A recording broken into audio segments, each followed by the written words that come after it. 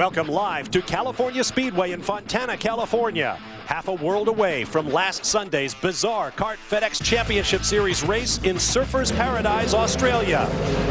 The Champ Cars arrived back in America on Monday. Since then, the mechanics have worked long hours to convert the cars from their high downforce road race setup to the Speedway settings that produce speeds in excess of 230 miles an hour at California Speedway. It's a far cry from the bizarre circumstances last weekend down under. Surfers Paradise was bathed in sunshine and packed with race fans for practice and qualifying. On race day, the skies opened. Good for the drought-stricken farmers, bad for the race fans. Still, the Champ Car stars hadn't come 7,000 miles to do something other than put on a show, and so they raced. As the field accelerated toward the green flag, the rising spray formed a cloud of mist that blocked the driver's view from curb to curb. While Bruno Junqueira swept past pole sitter Cristiano D'Amata for the lead, drivers behind were slowing to avoid one another in the gloom. The result was a horrifying chain reaction wreck that damaged or destroyed half the grid. The view from Michael Andretti's onboard camera told a vivid and frightening story. Although Tora Takagi and Adrian Fernandez suffered pelvic and spinal fractures, it's hard to believe that was the extent of the injuries. After a 90-minute delay and then 6 laps of racing, the rains returned and the event continued under a yellow flag, while kart officials puzzled over how to hold a race that had no rain date. In the end, the princess kissed the frog, and rookie Mario Dominguez, who started dead last and pitted no less than 4 times, came through for his first ever series victory.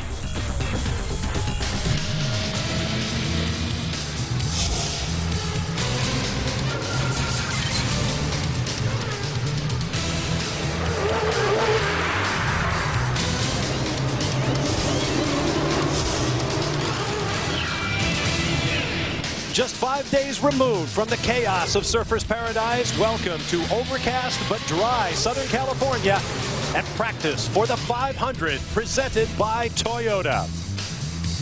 It's difficult to overstate the challenge facing the teams here in round 18 of the kart FedEx Championship Series for 2002, going from the high downforce street course setup to the super speedway, pin your ears back and hold on for dear life. Let's get our story started with Derek Daly. Bob, you're right. It is 2 miles. It's absolutely flat out. In fact, this is officially the fastest closed course in the world of motor racing. And what a contrast. Also, remember, it's our last U.S. race of the year. But what a contrast to Surfers Paradise. City streets, slow speeds, softly sprung racing cars to the blinding speeds of here. Now, the last time you saw me, I was completely soaked. Shoes, pants, socks, underwear, shirt, jacket, everything was soaked. When I got back home to Noblesville, Indiana, my clothes were still soaked in my suitcase. But at least I didn't have to rebuild racing cars. Now, with more on that theme, let's get down to Calvin Fish. Calvin? Well, Double D, when the FedEx people loaded up those airplanes on the way back from Australia, they looked at the cargo weight of the first plane. It was 6,000 pounds heavier. Now, that's not due to the fact that Cristiano and Bruno brought all of their girlfriends back, but due to the fact that everything was just saturated. The uniforms, the equipment, and the equipment inside, well, heavy damage from those cars involved in that first lap incident. I did a survey this morning with the teams. Andretti's car, 100 grand. Team Rahal, Michel Jourdain, and Jimmy Vasser, 350 between the two of them. Fernandez, 275, and the list goes on. Total for that one crash, $1.4 million plus, and that's just for the crash alone. Over the course of the weekend, probably $3 million in equipment was damaged. What that meant for the crews was when they arrived here at California Speedway, a lot of work to be done. They got here first thing Tuesday morning, been working flat out ever since just to repair the cars, then they had to switch over to the Super Speedway setup as well. For more on that, let's go down to Scott Pruitt. I'm standing here with the quickest car from this morning, Tony Kanaan's Pioneer Lola. Now, you talk about slowing the cars down, but for this race, they've actually done some things to speed them up. This is the Hanford device. What they've done in years gone by is they actually taken and extended this 3 inches. That's the way I raced here in 1998 and 1999. This year, they actually came back up 3 inches because lowering the boost, they wanted to pick up the speeds. Now, what do these guys have to do to go out and put these cars on pole? Being a pole sitter, 98 and 99, trim the car out. Aerodynamically, take as much downforce possibly. Raise the car up a little bit, reduce the downforce. But the other thing is taking camber out of the rear wheels, standing them up, taking toe out. Anything you can do to make this car more slippery is the name of the game. Bob? All right, thanks very much, Scott. We've got a big weekend in store for you here on Speed Channel, all of it live. Tonight, a special edition of Kart Friday Night. Derek Daly hosting from the Championship Auto Racing Auxiliary Runway Madness Charity Ball. Then tomorrow, single car qualifying at the California Speedway beginning at 2:30 p.m. Eastern Time, 11:30 a.m. Pacific. And then Sunday is race day for the 500 presented by Toyota, live beginning at 3 p.m. Eastern, noon Pacific, with the race flagging off for 500 long miles about 30 minutes later. We'll be right back.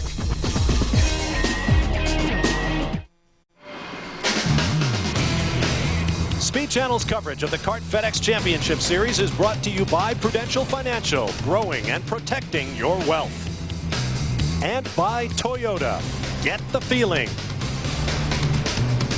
Just minutes away from Champ Kart practice here at the California Speedway at the 500 presented by Toyota. We welcome you to our announce position, high above start finish. I'm Bob Varsha along with Tommy Kendall. TK, looking back at the video of that crash just a week ago in Surfers, it's amazing that Tora Takagi and Adrian Fernandez are not only here in California. Takagi will drive with that light pelvic fracture. And Fernandez, despite 2 cracked vertebrae in his neck, is talking about racing in Mexico in 2 weeks. Boy, that is great news. And the more information we've gotten since then, in addition to the pictures, it just gets more terrifying. Something forced Adrian's helmet down into the cockpit against his Hans device. And the Hans device probably spread the load a little bit lower down to the sturdier part of the vertebrae, and so no risk of paralysis. Tora with a broken pelvis, not as severe as Adrian's pelvis fracture earlier this year. When I watched Tora's car, bang, lands right on the cockpit of Adrian Fernandez. Absolutely amazing moment. That's Takagi bouncing off the roll hoop of Adrian's car. Adrian said he saw the Japanese driver's car coming, thought he was going to get the roll hoop in his cockpit, which would have been too tragic to think about. Yeah, that's exactly what I was thinking. I mean, they think it might have hit his steering wheel. The steering wheel was caved in. The engine cover, it looks like it hit Adrian on the head. Just a really, really close call. Good to see those guys here. Adrian was here and well enough to announce that he's committed to Kart for the next 2 seasons. So that's great news for us and for all of Kart's Mexican fans. And as when Adrian got hurt earlier this year, Max Pappas will be back in the series. Remember, the Italian is very good around California Speedway. He'll be in Adrian's car this weekend. Now let's get a little bit more about the action at Surfers Paradise just a week ago. We'll do a little whip around with our pit reporters, beginning with Derek Daly. Bob, I want to touch on the human side because there's all sorts of arguments about everything else. Can you imagine if you stood there and you saw your son upside down with cars crashing into him at that particular hellacious crash? That happened to Jimmy Vasser. His dad, Jim, was there standing 10 feet from that huge crash. And we have video of the total relief on his face when he saw his son, Jimmy Vasser, be taken from that wrecked car by his fellow drivers and by crew members from the other team. And tomorrow or Sunday, we're going to show you that video and talk to Jimmy's dad. To me, that was the great human side of the good that came out of that crash. Derek, my thoughts on last weekend is the fact that the kart officials really come under attack at the end of that race. Everyone felt that they picked the winner by picking lap 40-41 as the time when the race would end. But when you really look back, I think they had a great weekend overall. They started the race. No one really felt it was too dangerous to race out there until it went green. Everyone got on the gas pedal, huge spray, and the big crash. They then regrouped. They told the drivers how they would conduct the restart. They went to a good restart. Then when it got bad again, the conditions, they then went to full course yellow and everything was safe. Now, I think talking to Chris Neifel since the event, he really believed if he ended it on lap 36, which was his first opportunity to really call it a race, he was going to be in a protestable position where the teams who were going to actually finish on lap 36 their fuel run, Andretti and Fittipaldi, potentially giving Michael the win, felt they should be able to stay on track. Everyone else up and down pit lane said there was a grey area in the rules there, so Kart are going to address that issue to decide if a race is shortened, whether you can finish that fuel run out on the track and not come through pit lane. So a very busy weekend for the Kart boys. They come under a lot of stick at the end of that one. They really didn't do a bad job. Scott Pruitt, your impressions? Well, it's always difficult. It's easy to second guess a situation, but coming on and really saying what should have happened, difficult to say. In my opinion, you're either going to call it halfway or go where the conditions are just so bad you can't go any further. When you get in a situation where you called it lap 41, I don't think that was the best call to make. Regardless of the situation, I had a chance to talk to a number of their fans after the fact. Everybody happy, everybody pleased. It's a great show in Australia. Unfortunately, it's going to go down in the history books as one of those crazy races that you can't remember. But the cool thing about it, we were there, we participated, and we had a blast. Bob? No question about that. TK, I know you've had some thoughts since the race. Well, I was all over the map. After the race, I was just stunned. On the walk back in the rain, I worked myself up. I was convinced that they had really gone after Michael because he was leaving the series. After hearing a little bit more about it, namely that ambiguity, whether he stopped on 36 or 37, they were going to get protests either way. So Chris Neifel told us, he said, I knew I was screwed before anybody else did. I concur with that. In hindsight, I would probably say you still should stop the race on 36, deal with the protests. The way they did it, it's unassailable in terms of results. I think that one probably would have stuck a little better. Well, it's in the history books now, and of course, nothing we've said here takes anything away from that first series win. A breakthrough for Mario Dominguez and the Herdez competition team. We'll be back live to California.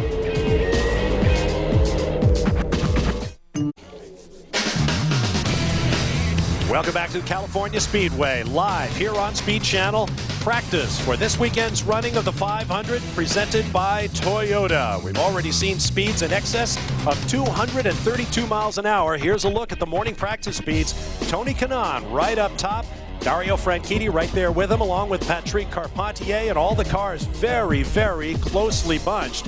Interesting to note that the fastest Toyota was that of Kenny Brack, only 6th fastest. It's a bit of a surprise, TK. And it's a surprise to me, and the two question marks are fuel mileage to go that quickly. You know, Honda has been suspect in that category this year, and reliability. So that's going to be interesting to watch that unfold. Let's get down to the pit lane. Derek Daly has Michael Andretti. Here with Michael. Michael, what a contrast from splashing around surfers paradise to the high speeds here. Now this morning I believe you were in the top 4 fastest. How much, Michael, do you trim the car here? I know it's flat out, but do you get it trimmed to a point where you're actually beginning to have to hang on? Oh yeah, you know, we could have trimmed it some more, and we're getting to the point where, you know, you gotta balance, is it too much and you have to get out of throttle or not? So yeah, we can definitely trim these cars. Michael, you were in the middle of the mix last week in Australia. It could have gone your way if they stopped at lap 36. Do you have an opinion as to what happened at the end? Well, I definitely have an opinion. I think I really feel that politics made its way to the racetrack finally, and it's really a shame. You know, we did a better strategy, and everybody knows that anybody that follows racing knows that if they know they're not going to go green, that they're going to throw the checkered at halfway point, and that's where we were at halfway, and we would have been leading, but because we were leading, they decided to add 5 laps to it. So it's just really disappointing. We saw your car smashed into Tagliani. Do you have that car rebuilt? Do you have 2 cars here at your disposal? No, actually, we only have 1 car here. They're working on getting parts, and hopefully tomorrow we'll have the spare car ready, but it's not ready yet. Thank you, Michael. Scott? One of the teams hit hardest was Fernandez Racing. I'm here with team manager and owner Tom Anderson. Tom, not only did you have to get your cars turned around, but you also had to find another driver. Well, unfortunately, we had Max. We used Max earlier this year at Ohio, so we knew how to fit Max. We still had the pedals and seat from in mid-Ohio, so that was easy. Fortunately, Max was available. Finished second last year, so he was an obvious choice for us. We only have 1 car right now. We're still waiting on some carbon panels to repair the tub from Australia. So, I mean, if we needed it for Sunday, it would be ready. If we needed it for today, it's not ready. Now, as far as getting ready for 2 weeks in Mexico City, huge race for your team, huge race for Adrian. How's Adrian doing? How does he feel? And what are his prospects for that race? Well, right now, he still medically hasn't been released. I think they're going to take more x-rays on Monday and see how the vertebrae are doing. And we'll have to look at that probably by the end of next week. We'll probably have a real idea. Well, best of luck for this weekend. Bob? All right, thanks very much, guys. A lot of cars on track. It's really not a surprise. These guys haven't been on this super speedway since this time last year. These laps are important. Yeah, I want to go back to Michael's interview in kind of wrapping up Australia. I understand where Michael's coming from. I actually had dinner with Michael on Sunday night. Of all people, it was at first his jaw was so clenched he could hardly talk. The other side of that is they have a very legitimate gripe against the race not being stopped on 36. The problem was the guys who stopped on 37, interpreting the rules slightly different, have a very legitimate gripe if it had been stopped on 36. So they finally went to a point where they didn't feel like anybody could get too upset other than saying, oh my God, that's a joke. But they didn't have a legal leg to stand on. And so it was a mess. I think everybody would agree with that, but I'm comfortable that the decision was made by NIFL without politics being influenced. The people that believe otherwise will probably never swallow that, but I'm comfortable with that myself. I agree with that as we go on board with Kenny Brack, 6th quickest this morning. Listen for the engine note to rise and fall.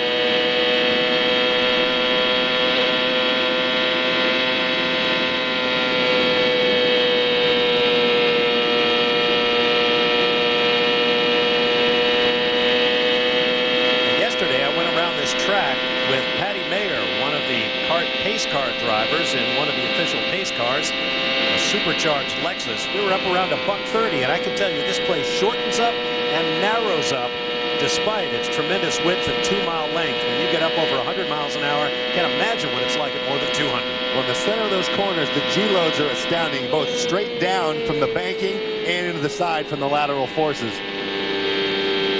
Breck heads for the pit lane. We'll take a quick break and be back in just a moment. Don't forget, Totally NASCAR will be coming up after our coverage of practice here from California Speedway.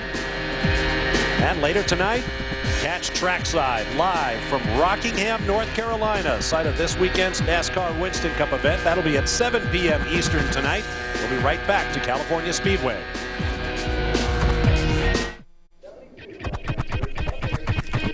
Welcome back to California Speedway. The electronic leader Sanyo is proud to bring you aerial pictures from the Sanyo Light Shift. Sanyo, where digital excitement begins. We are under a yellow here at California Speedway for a track inspection, but a couple of teams have some work to do. One of them is the Players crew. Here's Calvin Fish. Well, Patrick Carpentier just came in here with the back end smoking a little bit. Bruce Ashmore, what's the situation with Pat's car? Yeah, we just had a catch tank split, so spewed a bit of oil in the side pod and caught fire, but no big drama. Well, that's good news, certainly. Last year, Tag was on the pole here. Reynards versus Lola on these super speedways. What's your take on it? Who has more or less drag, and who should be competitive this weekend? You're 3rd and 4th this morning. No, we figured we've got less drag than they have. We've been monitoring that every race. So Reynard has less drag than a Lola. Yeah. Certainly the Hondas and the Toyotas really take this race serious. I'm sure Ford do as well. From what you've seen earlier this year on the ovals, like at Rockingham, very fast there. Seemed like you guys were fast, but you needed the draft to be fast. Can you go out and be fast by yourself this weekend? Yeah, and also in Rockingham, we took a bit of a gamble. We ran a bit too much downforce, a bit too much drag, so we couldn't pull away. We're not going to do that at this one. Yeah, all the engine manufacturers take this one very seriously. It really gets publicised. It's the one that they can showcase how much horsepower they've done, and all three have done a real good job. Ford have done a good job too. All right, Bruce, good luck this weekend. Let's go down to Scott Pruitt. A quick update on Max Pappas filling in for Adrian Fernandez, complaining about the car pushing. They're going to work on that. But I'm actually down here with Scott Dixon's car. As you can see, they're changing the pop-off valve, not because it's broken, but because what you do in all these events is try and get the best pop-off valve. That's the control of how much boost you're generating. Even a 1/10 of an inch of boost means about 2 or 3 horsepower. When you're talking about those kind of numbers, it doesn't sound like very much, but it all adds up. I remember going around here and getting a pole in 90, 98 and 99, and as Michael said earlier, it is no fun ride. The car's on the edge. It's very, almost wanting to get away from me all the time. In fact, in 99, I got the first pole for Toyota, got the first lap completed going, wow, I just barely hang on to that thing. I went down into one, the car almost got away from me. So it's a wild ride when you try and get the most speed out of these cars. Derek?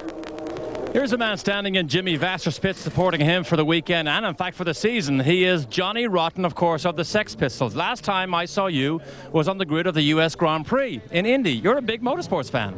Yeah, I am. Isn't it funny? I don't even drive. Tell it like it is.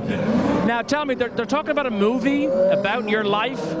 The movie? I'm trying to put a film together about my life story. I put a book out a few years back called No Irish, No Blacks, No Dogs, which was a bestseller in Europe, but nobody here in America seems to be able to read.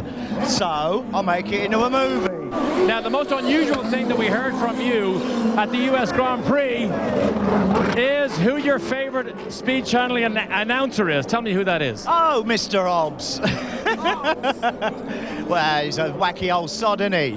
You know, I mean, he works all around the world, but he'll never lose that beer-drinking cricket fan stuff, which I like. Now, I know the Sex Pistols, they're not all around anymore, but you had a 25-year reunion. Rounds, they're very round and fat, and I ain't. But what about the reunion? You had a 25-year reunion this year? Well, not many people knew, but we have a jubilee too, so I went back to England and celebrated it. Because 25 years ago we began. And you know what? Imagine Jimmy Vassar says he's one of his mates. What can you add to an interview like that? On board with the champion, Cristiano D'Amato. Now here's a look at the pole progression over the years, key years for this race. Back in 1997, Mauricio Guglielmin went 240.942 miles an hour, and that was a world record. Then came the Hanford device, that aerodynamic barn door that hangs off the rear wing, meant to slow the cars, punch a bigger hole in the air for passing. Scott Pruitt managed to handle it to the tune of a pole at 233 miles an hour, crept up another couple of miles an hour the next year. Then Gilles de Ferran 2 years ago went 241.428, and he was hanging on for dear life the whole way, I can tell you, before a big boost reduction in these cars brought last year's pole down by about 12 miles an hour. But one way or another, these cars absolutely fly around here. They sure do, and that Hanford device is really a pretty ingenious device. The big challenge is if you add drag, it also makes the cars quicker through the corners. What the Hanford does, it actually increases drag and cuts downforce. So on the tracks where it's worked, like at Michigan and here, it's worked brilliantly. Cristiano D'Amato just 14th fastest this morning. I spoke with him afterward. He said he was not happy with the car. I guess that's understandable. Scott Pruitt. Just following up to what you guys are talking about, every time I put the car on pole, it ran very, very well. You had to do a couple things. One, you really had to focus. In these practice sessions like going on right now, it's easy to caught up in generating that big speed number, getting a draft, getting towed around. That's the easy part. The tough part is being disciplined to run by yourself in clean air. Really know where your car is at, really be in position to trim that thing out and get the most amount of speed. It's not an easy ride around this place at all. And in fact, in qualifying, the car was a lot more scary than in the race. That's how much on the edge you can do with these cars when you're setting them up for a qualifying trim, if you're smart. Bob? All right, thanks very much, Scott. D'Amato still looking for a couple of records in the 2002 season. In addition to the championship, he could break the record for single-season poles and wins, but he'll have to get down to business this weekend. Through the corners and headed for the flag stand here at California Speedway. Dario Franchitti, the fast man in the session right now, 231.746. We'll be right back. L-E-R-T. California Speedway is not the only super speedway that has ever graced Ontario, California. Back in the 1970s, Ontario Motor Speedway, one of the great enigmas and perhaps greatest missed opportunities in the sport. It was around for about a decade before it was bulldozed. It was the site of kart's first 500-mile race back in 1979. Rick Mears on pole, Bobby Unser won the race, then swept pole and the victory in 1980. The track closed in 1980, and you can still go see the open field where it once existed. Dario Franchitti, quick man in the session thus far at 231.746 miles an hour. Tony Kanaan has jumped up into the 231 mile an hour zone, followed by Max Pappas in for the injured Adrian Fernandez and going very quickly. And then Tora Takagi, one of the great stories of this past week, coming off injuries and that big wreck a week ago in Surfers Paradise, Australia, and flying here at California. Calvin Fish. Well, that's a good term there, saying that he's flying here. He's certainly flying last week, Tora Takagi. I'm here with Rob Edwards. Rob, what is Tora's condition? How's he feeling in the car today? He's actually probably the most comfortable when he's in the car. Outside of the car, you know, he's walking with the aid of crutches because he's still quite sore. But once he's in the car, we made some changes to the seat for him. Particularly, what are you able to do there? I know it's pretty tight there with the molded seats and stuff. Are you able to cut him out, put a bit more padding on the right side? Yeah, that's exactly what we did. We rubbed the seat out of his existing seat and then changed the padding we had there just to kind of cushion it. it's a balance, because around here you're getting side-loaded so much that you still need enough support. So we played with different densities of foam and seem to have found something now that he's comfortable with. We spoke to Bruce Ashmore from the players team a short while ago about the competitiveness of the Reynard here on a super speedway. He feels pretty good about the weekend. How about you and the Walker team? Yes, I think when you look at the oval races so far this year, particularly the higher speed ovals, Motegi and Rockingham, I think Reynard's very competitive, and I hope that will continue this weekend. Hey, good luck this weekend. Let's go down to Double B. Well, we certainly had a lot of fun in Australia, and this apparently happened to Larry Ellert. He's the crew chief for Tagliani. Apparently, this injury happened in the garage area. We believe him, but get a load of this. One of Mo Nunn's mechanics tried to convince Mo in race morning that he went to bed Saturday night and woke up with a broken shoulder. Yeah, get a load of that. That's possible, Derek. Going to bed, yes. Going to sleep, no. Not the only tall tale of the Surfers Paradise weekend, I might add. There goes Bruno Junqueira, second in the championship. Toyota powered, of course. We'd like to congratulate Toyota on their first kart FedEx Championship manufacturer's title, clinched last week in Surfers Paradise. Yeah, that charter flight back to the States, that kart charter flight was the hangover special. There were a lot of guys, I'll just sleep on the plane. Well, they discounted the fact that they're dehydrated. It's a long way to go, and that's Carpentier. And I have to make a confession. When Bruce Ashmore said it with a straight face, oh yeah, he split his overflow tank, the TKBS meter got pegged, I said, I know what that is. Big smoke, it's probably thrown a rod out the side. But he never got out of that car. They did not roll out the backup. So I'm glad I didn't jump on it right then, but I have to at least admit that I thought that they were full of beans. Carpentier heads back toward the pit lane. 17th fastest in this practice thus far. Let's get to Scott Pruitt. A quick update on Tony Kanaan. The car's not exactly where they want it to be. They're a little cautious right now. They feel like the tires rubber left on the track from the truck series, the Craftsman truck series, might be causing them a little problem. So you want to kind of sit tight and see what shakes out. A quick update on Team Ganassi, the Target Ganassi team. These guys are focused on race trim. They're running on full tanks right now, trying to do long runs, trying to tie number of laps together. They said we really are focused on the race, not so much for qualifying. We're worried about qualifying tomorrow. Bob? All right, thank you, Scott. There's Michael Andretti, currently 6th fastest in the session, 227.296 miles an hour. Scott Pruitt mentioned Tony Kanaan. He could be a good bet this weekend. He won the 99 US 500 on the identical Michigan Oval, 14 degrees in the corners, 11 in the tri-oval, 3 on the back straight. And in fact, Kanaan, who only qualified 14th last year, was charging at the end of the race, which ended under caution with 4 laps to go. Kanaan wound up 5th. It might have been a lot higher if he had those 4 laps left to work with. There's Tony in the pit lane.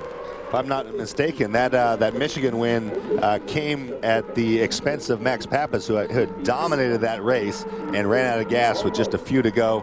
Max had a few cruel ones taken from him. Last year he was very, very strong and got into it with his own teammate when he was going around the high side of him. So Max is, in addition to having run for Adrian earlier this year, he is definitely a good pick. And there's a lot of fans. We went to the fan forum earlier today. There are a lot of Max Pappas fans all over this country. So they're going to be out in force rooting for Mad Max.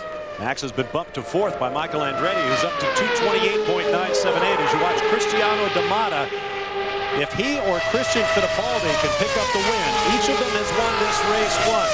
Christian 2 years ago, D'Amata last year. It would be the 3rd straight victory in this race for Newman Haas. And of course, it would be the 8th of the year for D'Amata, tying the record for single season wins in the Kart FedEx Championship, shared by Al Unser Jr.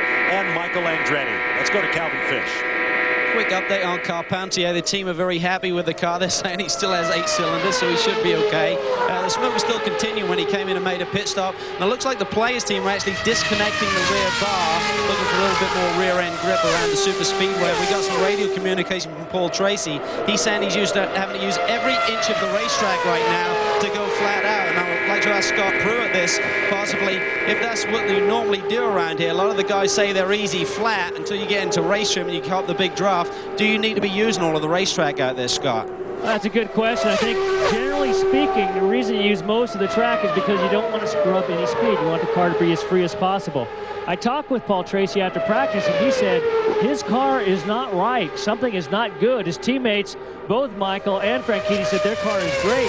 Paul said this thing is just terrible. It's getting all over the road. I'm having to use up every bit of racetrack I possibly can. I don't know what's wrong. We're going to try and get it fixed. So it might be a different set of circumstances for Paul than everybody else. Another quick update on Max Pappas, still complaining about way too much push on the car. The front of the car, they put more wing on it, they've changed tires, they cannot seem to get a handle on it. So whatever it is, they're continually trying to get that car underneath Max the way that he wants it to be. Up. All right, thanks very much, Scott. We'll take another quick break. There is Michael Andretti thinking it over with the Motorola team. Here's a look at the top 10. Jimmy Vasser in the 10th spot. We'll be back in just a moment.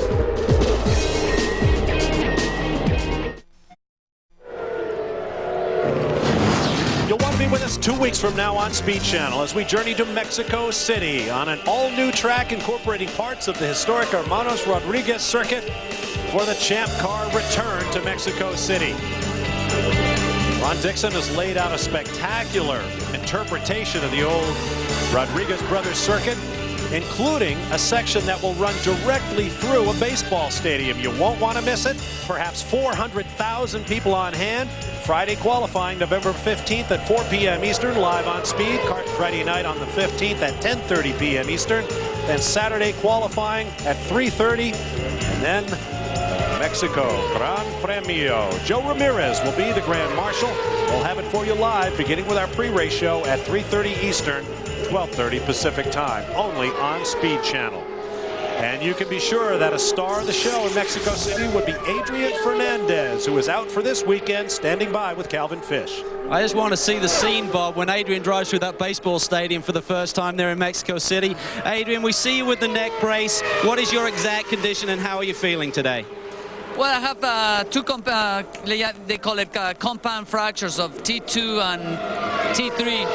And basically the condition is I have to do some physiotherapy, and we're going to do another T scan on Monday before the race, and Terry will see if the fracture is getting worse. But, you know, he feels that I should be fine to race in Mexico. So we're crossing our fingers big time. We certainly hope that you'll be down there competing. Adrian, just this morning you had a press conference regarding the team and its future, and you said that you're going to be with CART for another 2 years with the 51 car, and in fact you may in fact have a second car in the stable for next season. How are things looking for that? It's looking good. We basically wanted to put to bed all the rumors that were around and to confirm that we were going to stay here in CART, and we're working very hard for our second car, and you know, things are looking good. Our sponsors have been very loyal to CART and to us, and we have 2 big events in Mexico, so they got the quicker start and tell me start looking forward to continue another 2 years. Adrian, we wish you a speedy recovery. We're hoping you're back behind the wheel down there in Mexico City. Don't stay too close to me. You may get something falling from the sky on top of us. All right, let's go down to Double D. Calvin, we said earlier it's our last race in the U.S. for this season. It might be Barry Green's last race in the U.S. for a long time, having sold your team, Barry. We're watching both of your cars. Franchitti was just fastest until about 2 laps ago. Paul Tracy seems to struggle, Barry. Do you have an indication what may be wrong with Paul? Well, you're probably asking the wrong guy there, Derek. No, but I've been listening a little bit. Paul certainly started a little bit lighter in downforce than Dario. And even though we put some downforce back in the car, he's still a little bit nervous in the rear. You do not want a nervous race car around this racetrack. So we're still going to get him comfortable. Dario is very happy, and so is Michael. So we'll see. We need a good race here. We have not had much luck here over the years, and we would love to win this one. And you know, it's a 500 miler, a lot of pit stops. The pit crew have got to be at their best.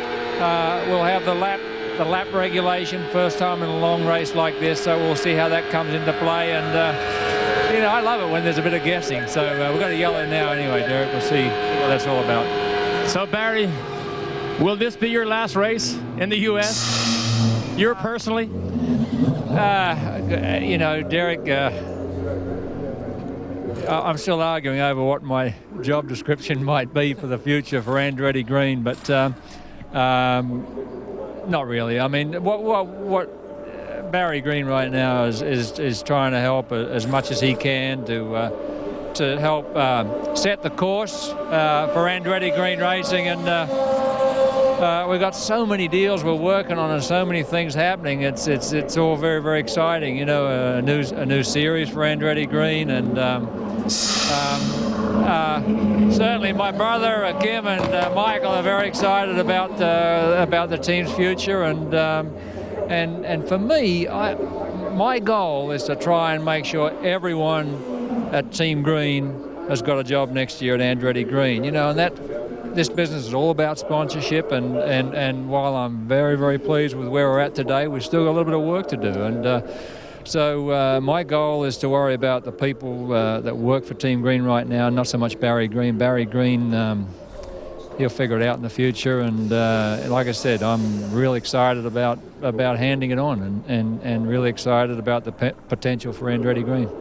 I know Barry Green's hobby is sailing. He loves to go down to the Caribbean to sail in his boat. I bet he will spend quite a bit of time there over the winter time enjoying his, I would say, short retirement. I can't believe that Barry Green is going to walk away from motorsports.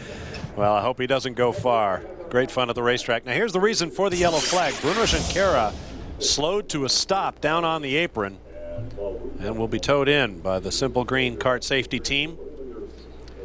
Could be a big weekend for Junqueira, trying to sew up second in the championship and a $500,000 bonus that goes with it. Scott Pruitt.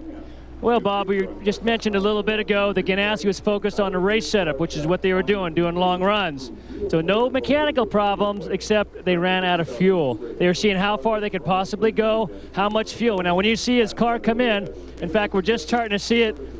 Let's jump over here. Let's just grab a quick shot down there. The Simple Green safety team bringing him down in. And what they're going to do, the team's going to go to work and see exactly how much fuel is left in the car. That'll tell them what kind of capacity they have and how close to dry they can actually run these cars. That's one of the tricks to getting ready to go racing here. Especially over 500 miles. So as Junqueira hits his pit, we want to remind you we've got a Kart FedEx Championship Series Marathon coming your way over the Thanksgiving holiday. All of the 2002 kart races on Speed Channel, and of course Long Beach, which appeared on Fox. Thanksgiving Day from 9 a.m. to 5 a.m. Eastern. Check out all the races from the season opener in Monterrey, Mexico, through the Denver Street Race, debuting on the schedule this year. Then on November 29th from 9 a.m. to 7:30 p.m. Eastern, the events from Rockingham in England through the season finale in Mexico City. A kart Thanksgiving Day marathon here on Speed Channel. We'll be right back.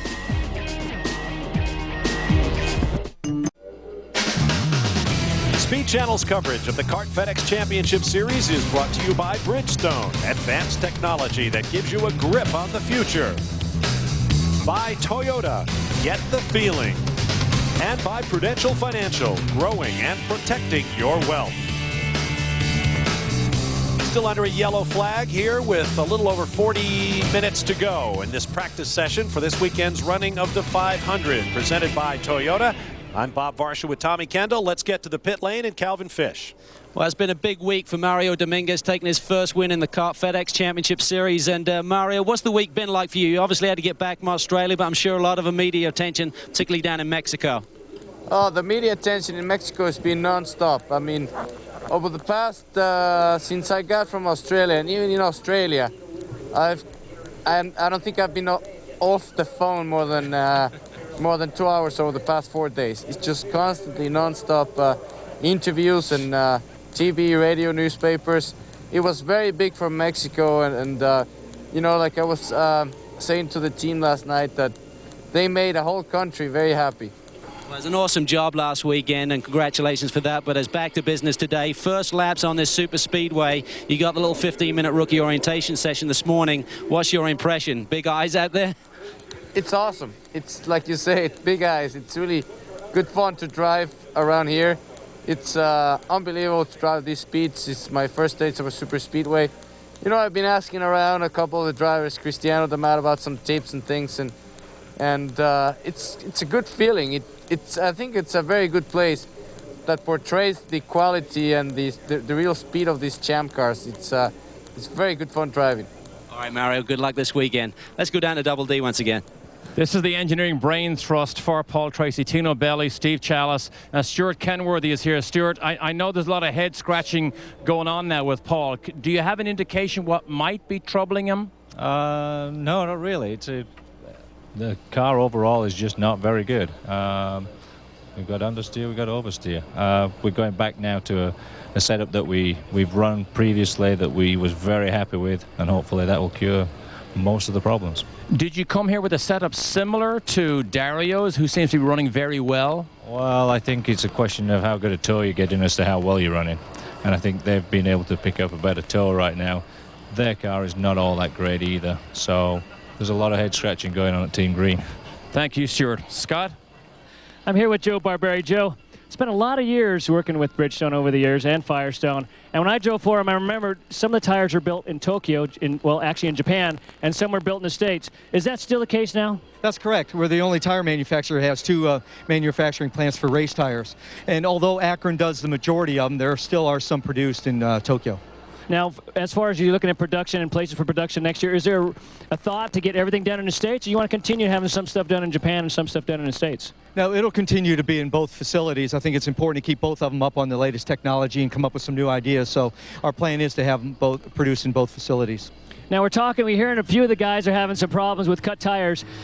Tell the viewers, it really doesn't take much to cut a tire. So with the gauge of these tires, which isn't very thick at all, a few pennies put together, it doesn't take much at all. And there's over 2 miles of track here to take care of along with pit lane, and it doesn't take much to cut them. And once it gets down through the rubber and into the cords, that's when we tell the teams they need to take them off. Thanks. Now remember, the Simple Green Tasty team works very, very hard to keep this track clean. But any piece and part can come off these race cars and can cut that tire quite easily. Bob? Doesn't have to be something exceptionally sharp either. Thank you, Scott. I want to go back to Mario Dominguez for a moment. He talked about the big eyes you get circling this 2-mile track in a champ car. Keep in mind, he raced this track in the old Dayton Indy Lights Series. He was 5th in both 1999 and 2001, averaging over 182 miles an hour in the Indy Lights car.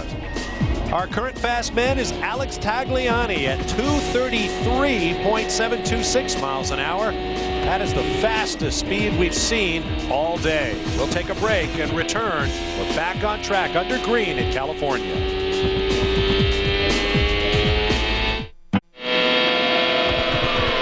Welcome back to California Speedway. Rain in Australia wasn't fun for the champ cars, but it is a walk in the park for the stars of the World Rally Championship. Check out the Rally Australia and our exclusive same-day coverage tonight through Monday at 11 p.m. Eastern Time. And you'll want to be with us this weekend as World Championship winning co-driver Nicky Grist, who drove with Colin McRae to a world title, will be working with Speed Channel's Ralph Shaheen to narrate the day's events. So check it out every night through Monday here on Speed Channel. On board, cars back up to speed, 230 miles an hour plus. Let's enjoy it through our ears with the sounds of speed.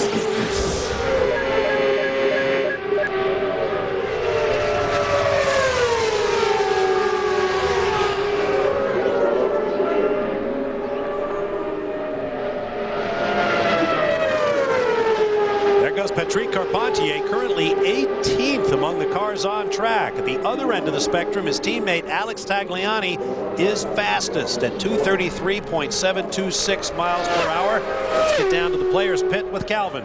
I'm standing by with Neil Mickelwright. Tag has certainly got the speed again, Neil, here. Sat on the pole here last year. Talk about how you break down the weekend. You have 3 practice sessions before qualifying tomorrow. Are you doing race setup right now or qualifying? Right now, at this particular moment, we're actually doing some race setup. You know, things were reasonable this morning when we came back out for the second session. We did a couple of quick runs and we were fairly happy with the car. So we've taken this opportunity to load it up with fuel and stick some more wing in it and all that good stuff. See how it goes. Do you then tell Tag and Pat to go out there and find some traffic, essentially catching the draft? The speeds will be bumped up a little bit. I assume you need to simulate race conditions running with other cars out there.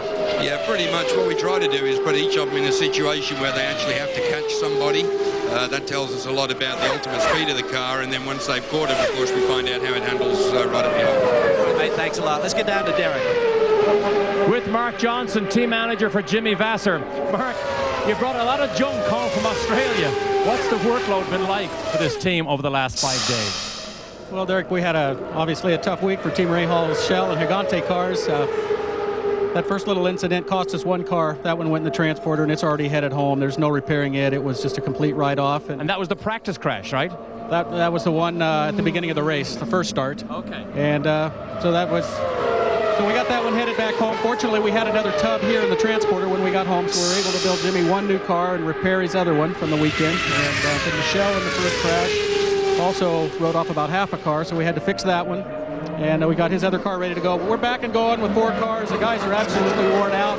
They've had a tough week, but right now we're looking pretty good. We're second on the charts, and if we can keep that up, we'll be in good shape. So is this the new car that you built here, or is this something that was repaired from the Friday crash in Australia? This is actually the car that was repaired in Australia on Friday, and then we'll use the other car for the pit stop competition coming up here in just a few minutes, and then that car will be turned into our backup for the rest of the weekend. Wow, doesn't get easier, does it, hey? Mark Johnson, team manager for Vasser. This team, of course, had probably the biggest workload of all because they destroyed 3 cars in that melee Friday and then the 2 on race day in Australia. Scott? Well, just as Team Target Ganassi has been focused on their race setup, guess what? So is the Newman Haas guys. I just got done talking to Peter Gibbons. I said, hey, you guys focus on race setup? He said, sure. Did you bet? We got to focus on winning this race. Getting on pole, you know, it's a bit of a gamble. You do what you can, trim this car out. We need to get this car where Cristiano's happy all day long, 500 miles. Bob?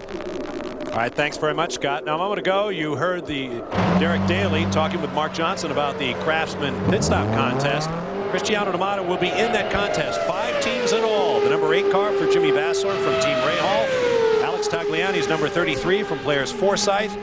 Cristiano D'Amato's number 6, as well as his teammate Christian Fittipaldi's number 11 from Newman Haas, and the number 4 car for Bruno Junqueira from Target Chip Ganassi Racing. Each team will do 2 full-on pit stops, and the team with the lowest cumulative total will pick up a check for $50,000 plus a $15,000 Waterford Crystal Trophy. Jimmy's boys are the defending champions. We'll have all the highlights from the pit stop competition on Kart Friday night tonight, so check it out. In the crews, it's impossible to overstate how seriously the teams take this. Now, a lot of the races have been decided in the pits this year, but this is a chance where there's no racing in between. Those guys are front and center, and someone yesterday said, yeah, the teams probably spend $100,000 in an effort to win that 50, but it's big bragging rights, and it takes place today right here on the pit lane.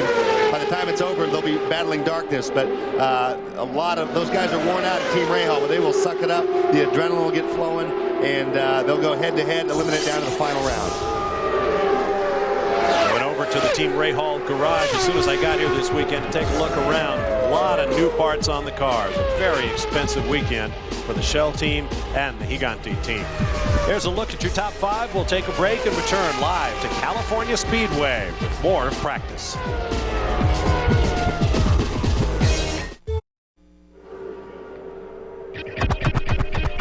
Welcome back to California. The annual Cara Charities Runway Madness has become a fixture here in Fontana. These are scenes from last year's show. Everybody goes out, gets a little bit goofy. Everybody participates, spends a little little money, and it's all in the name of charity. There's an auction going on. You can check out Cara's website, CARAUX.org. And you can check out Kart Friday Night, which will air tonight live. Derek Daly hosting from Runway Madness at 10:30 p.m. Eastern Time. All of our announcers will be involved, and that may or may not be a good thing. Derek Daly? Here with Michael Andretti. Michael, you've been thereabouts at the top of the charts all weekend so far. Why are you here, not out there? You know why? I just told you. Tell me again. Say it right. I screwed up. I over-revved the engine. I thought I was in 6th gear out on a track, so I went to downshift to another gear, a shorter gear. But then I went way too much to 4th gear, and it over-revved it. And even a Honda can't take the revs that I gave it. So. Now, did it break, or do you know that the revs would cause it to break if you ran more? I think it would probably run. They think it would run, but we don't want to take a chance because, I mean, if something happens, it could be big here, so it's not worth it. Michael, you've been fast all the time. It obviously feels quite comfortable? Yeah, the car feels pretty good. Honda's awesome. They've done a great job giving us a strong engine here. Can you tell us how many revs you zinged it to? No, they'll get mad if I say it. Earlier this year, if you remember, fellas, we had a Honda, I believe, go to 19,000 plus on a zinger. But Michael, I'll find out later and tell you more tomorrow. Calvin? Derek, earlier you spoke about the fact that Michael and Darry very happy with their cars, but the other member of that team, Paul Tracy, not. Same thing down here at Players. We've got Tag, who's fastest, and Patrick is dead last right now. He said the car is really nervous on me, and he said I got major push going in, and then there goes the snap oversteer on the way out. And they just changed tires. They didn't want to really chase a set of tires that wasn't correct. They changed tires, but he's still last right now on the time sheets. He's just brought the car back in. But TK, maybe you can address the situation when you've got that much steering input in the car going through the corners, and eventually it's going to grip and actually kick the rear end around. That's exactly the case, because sometimes you have understeer or push, and you have loose, which is oversteer. Some guys call it push loose, and so it's important for you to differentiate what's happening. Is the actual steady state balance of the car, is it the front wheel sliding oversteer, or is that great amount of scrub having to dial in the steering so much that he eventually grabs and makes the back end snap? And so you have to really filter that out when you're talking to your engineer, that it's really the understeer that's causing the looseness, and stay focused on fixing the understeer. Scott Pruitt has more on Mad Max Pappas. Well, they're finally getting the car back to where they wanted to. He's complaining of just an unbelievable amount of push in the car all the way through the turn. He's getting that back. But don't forget, guys, Fernandez Racing hired Dave Watson to be Adrian's engineer after the departing of Don Halliday and himself. And don't forget, he came from Sigma, and Max drove for Sigma. So this is a reunion for both of these guys, and Max is pretty happy about it. And Dave Watson had a tremendous impact. Adrian, very quick a week ago in Surfers Paradise. That team really seemed to be gelling. That's Twilight Zone kind of stuff there. I mean, that's tough. Talk about creepy. I want to talk about the over-rev that Michael said. Now, you know, people talk about how can you over-rev an engine with a rev limiter? This is what's called a mechanical over-rev. If you put it in that gear, the wheels are attached through the transmission and it's spinning that crankshaft. The engine might be cut, there might not be any spark, but the parts inside are winging around at whatever, God knows how many RPM. And if you believe what a team owner told me in Australia, Honda actually fines the team for over-revs as a way to keep it in check. I know as a driver, you over-rev, you're like, so what? Put new valve springs on, put a new one in, I don't care. Well, to get their attention, supposedly, if you believe this owner, and I'm not going to tell you who it is, because right after that, PT says you can't believe a word that guy says. But anyways, he says they send a bill for $80,000 for an over-rev. Multi-million-dollar annual engine programs. Sounds like it's in the ballpark. That gets your attention as a driver, trust me. I would imagine so. On board with Paul Tracy, a look at the left front, and notice how little suspension movement there is.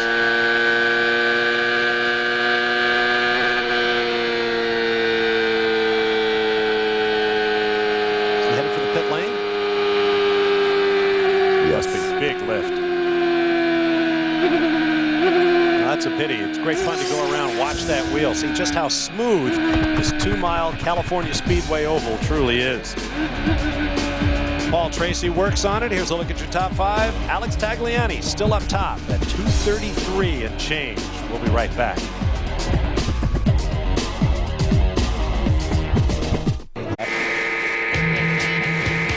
Welcome back live to the California Speedway. Don't forget Speed News Saturday at 7 p.m. Eastern Time tomorrow with all the news of the weekend to that point in motorsports. Dave Spain and Rick Benjamin will be with you at 7 Eastern. Then on Sunday, it's 30 minutes totally NASCAR edition at 7 p.m. Eastern, followed by Speed News Sunday at 7:30. Again, Dave Spain and Rick Benjamin there. They'll be talking Saturday night. They'll be talking about qualifying at Rockingham. Get this, Ryan Newman and Jamie McMurray on the front row. Tony Stewart, the points leader, 25th. Check it out on Speed News. Bob Varsha, Tommy Kendall with you as you look down from the Sanyo lightship, providing our aerial camera shots and reminding you that for total technology, people look up to Sanyo.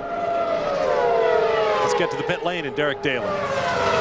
Mo Nunn's team, the Pioneer team with Tony Kanaan, was fastest this morning. Mo, you tell me now that you're working on full tanks, so that must mean you're reasonably happy with his speed. Yes, he's what is he? He's running 4th right now, so they just did a 25 lap run. The boys are pretty happy. As you know, I don't get involved in running the car anymore, so but everything, look, they all seem happy. Yeah, tell somebody that who might believe that. I know you get involved. Morris, when you come to a track like this, everybody complains about understeer. I hear it up and down here. How difficult is it to get rid of it? Or can you get rid of it and keep the car going faster or even faster? Well, if I was engineering the car, it wouldn't be a problem. But as I'm not, it's just a small push. Maybe the amount of stagger we have is not quite high enough, as we used to be able to choose. Now it's fixed, and it's a little on the small side, and that obviously will create push.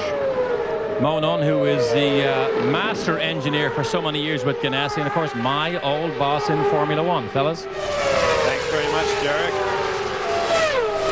Mo Nunn was talking about the stagger, 0.35 inches. Right rear over the left.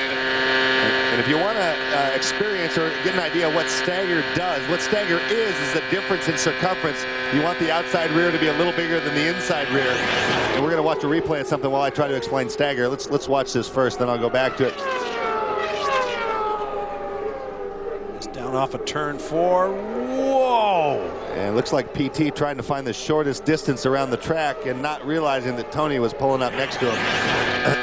But stagger, what it does is it helps turn the car. The bigger the difference is between the outside and the inside rear tire, it helps turn the car. If you want to experience this, get a pencil with the little metal eraser wrapper and roll it on a table. It's slightly bigger on the eraser end, and the pencil will curve around to the left. That illustrates what stagger is. In Morris's opinion, maybe the stagger is not quite big enough, and it is fixed. You used to be able to change it by putting more air pressure in it. Now the radials have a fixed circumference. Paul Tracy working his way up, currently 11th quickest at 228.027 miles per hour. He's got one of the players' cars. Looks like that's Alex Tagliani running just behind him and now swinging up high and going around. A year ago in this race, a CART FedEx Championship Series record 73 lead changes among 19 drivers. Let's get to Calvin Fish. Michel Jourdain has had a remarkable season, scoring points in every race, and this is really going to be a test for this team to see if they can get through this 500-miler. Speaking to Scott Remke this morning, Scott, you said you guys are going to be strong on race day, but you got both cars up in the top 6 already. Well, you know, it's gone really well this afternoon. The guys had a long week putting everything together after Australia, and so far so good. Do you have to give this team a pep talk when there's that much work to do, Scott, or these guys really self-motivate and just get down to it? No, these guys get right down to it. They've been around. They're a great bunch, and they were here waiting on the airplanes Tuesday to jump at it, and we've run all 4 cars today, and we're in good shape. All right, Scott, good luck the rest of the way. Let's go back up top. That is an incredible performance indeed by Team Rahal. Tagliani, Vassar, Franchitti, Kanaan, and Cristiano D'Amato rounding out the top 5. We'll be back.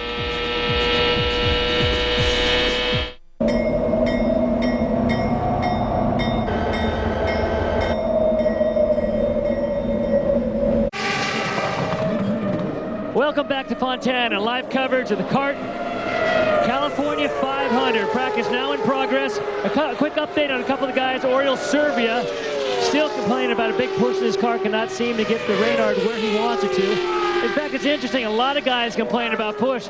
Also, a quick update on Christian Fittipaldi. Even though he's not up at the top of the charts, they're working on race setup. Going out doing long runs, filling up with fuel, making a quick little change. I talked to the team. They said, how is it? They said, well, it must be pretty good because we don't hear him saying much of anything. Bob? Either that or he's working as hard as he can with no time to talk. Oriol Servia, one of 3 drivers in the field who has yet to lead a lap this year. The other 2 are Tora Takagi and Scott Dixon.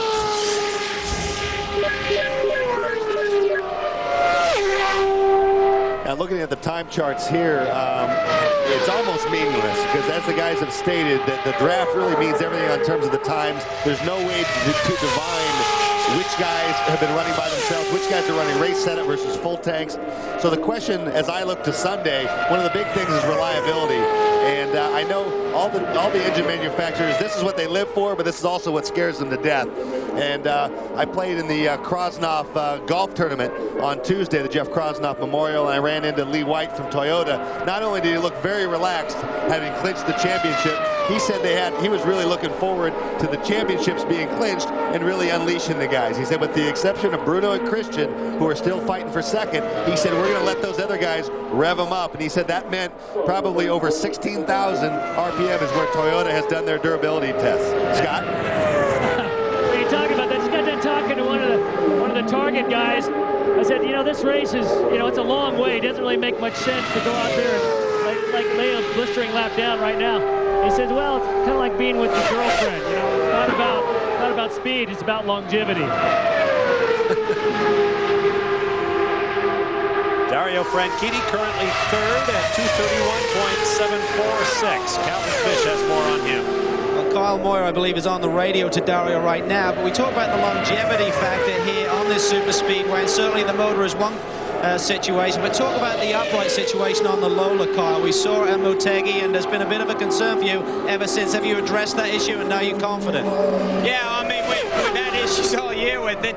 We feel pretty comfortable right now. We've done a lot of mods. We went to Michigan and tested. Still weren't all that happy, but with some help from a Kluber lube and everything like that, we put some extra cooling on it. We're doing a long stint right now. She's running right around 150. I'll put up with 150 all day if that's what I can get. All right, mate, good luck. Dario currently 3rd, Bob. And Alex Tagliani currently 1st. No improvement that lap.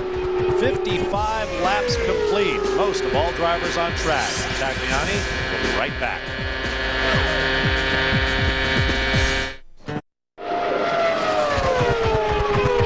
Welcome back to the California Speedway on the weekend of the 500 presented by Toyota. Practice continues, about 7.5 minutes to go. Bob Varsha and Tommy Kendall with you up high. Calvin Fish, Scott Pruitt, Derek Daly down in the pit lane. Here's Jimmy Vasser, who's at the middle of that almighty crash just 5 days ago in Surfers Paradise, Australia. As we heard Team Rahal team manager Scott Remke mention earlier, the mechanics were waiting for the chassis when they got back to America, tore them down, built them up. They've run all 4 cars this weekend. Jimmy Vasser is second quick at this practice, 232.988 miles an hour. Michel Jourdain Jr. is 6th at 231.188. So Team Rahal is looking good. Jimmy's last lap was 2:29, 3 miles off his best, but I think Jimmy might be into a longer run right now. So, and it's hard to tell how close that car in front of him is, but if he's running those numbers by himself in a lengthy run, and there's nobody in front of Jimmy right now, so those are stout numbers. Jimmy's a guy who's won the million here before. He's really heads up great on the ovals. Obviously, reliability is the only question mark until we get into the race and see how the Fords versus the Toyotas and the Hondas are doing on that count. Jimmy's a guy I would not bet against.